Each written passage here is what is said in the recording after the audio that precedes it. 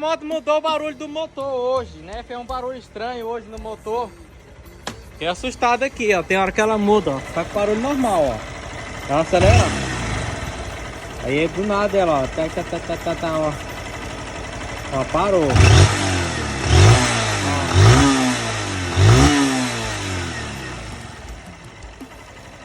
Tem hora que ela tem um barulho estranho. Eu não sei se é corrente de comando, se é se é válvula, né? Ela já tem um barulhozinho alto no motor, né? Essas motos 160, mas esse barulho que ela tava aqui, da agora, é normal não. Ela parou agora já, parou o barulho, tem hora que ela aumenta, fica um barulho estranho. Rapaz, se quiser ver isso não. Tem que ver. Depois que eu troquei o óleo dela, galera, que ela ficou assim, tem hora que ela fica com barulho, tem hora que ela não tá, agora tá normal, ó.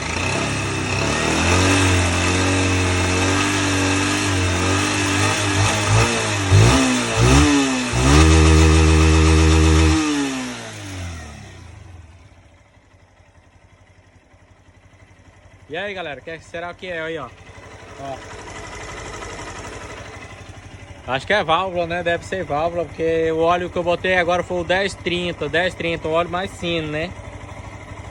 760 tem um barulhozinho em vez em quando estranho.